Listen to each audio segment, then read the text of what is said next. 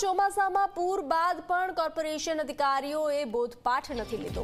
Lalbaug bridge Vishwamitri નદી સુધી વરસાદી કાંસની કામગીરી અધૂરી છે, તો વરસાદી કાંસની કામગીરી કોન્ટ્રાક્ટરે અધૂરી છોડી દીધી છે।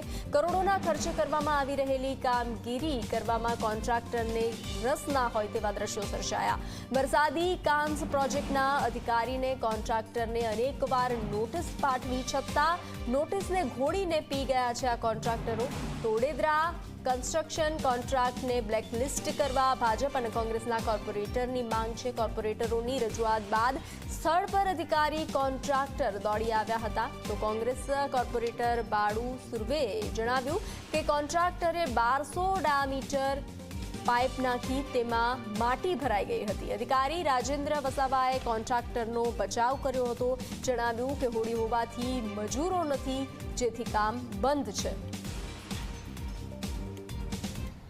છેલ્લા ઘણા વર્ષોથી રાસ્તમ સોસાયટી હોય, નવાપુરા વિસ્તાર હોય, ચોમાસામાં 5 ફૂટ 6 ફૂટ પાણી ભરાઈ જતું હતું। વારંવાર વિસ્તારના લોકો અમે સાથે રહીને રજૂઆત કર્યા પછી એક કામ એવું મંજૂર કરવામાં આવ્યું કે લાલબાગ તલાવથી વિશ્વામિત્રી બ્રિજ ને વિશ્વામિત્રી બ્રિજથી વિશ્વામિત્રી નદી સુધી 1200ના મોટા ભૂંગળા નાખવાનું કામ આવ્યું હતું અને 3 ફેઝમાં કામ કરવાનું।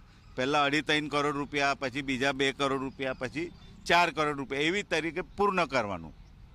એક પહેલાં એમાં 3.5 કરોડનું કામ પૂર્ણ થયું, પછી જે બીજું કામ કરવામાં આવ્યું છે એ કામની સમય મર્યાદા પણ વધારે થઈ ગઈ છે।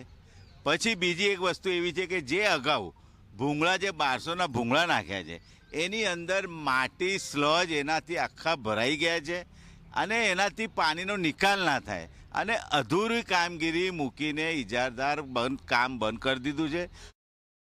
બ્લેકલિસ્ટ કરવા સુધીની પણ કાલે કાર્યવાહીની માંગ થઈ। કમિશનર સાહેબ પોતે કીધું છે કે અમે ફાઇલ મંગાવીને રિવ્યૂ કરીશું। હા, નોટિસ આપી છે, જોઈએ છે, નોટિસો આપી છે। હવે બહુ મને એક્ઝેક્ટ ખ્યાલ નથી, પણ ઇજાદાર કામ પૂરું કરી દેશે એમ એવી બાંહેધરી આપી છે એણે એપ્રિલ મહિનામાં। જો સમય મર્યાદામાં કામ નહીં કરશે તો શું કાર્યવાહી? હા, તો પછી એને પછી બ્લેકલિસ્ટમાં કાર્યવાહી કરવામાં આવશે। કારણ કે માંગ હતી કે જો ચોમાસા પહેલાં કામ નહીં થાય તો થઈ જશે। ચોમાસા પહેલાં કામ પૂરું થઈ જાય એની કાળજી રાખીશું અમે।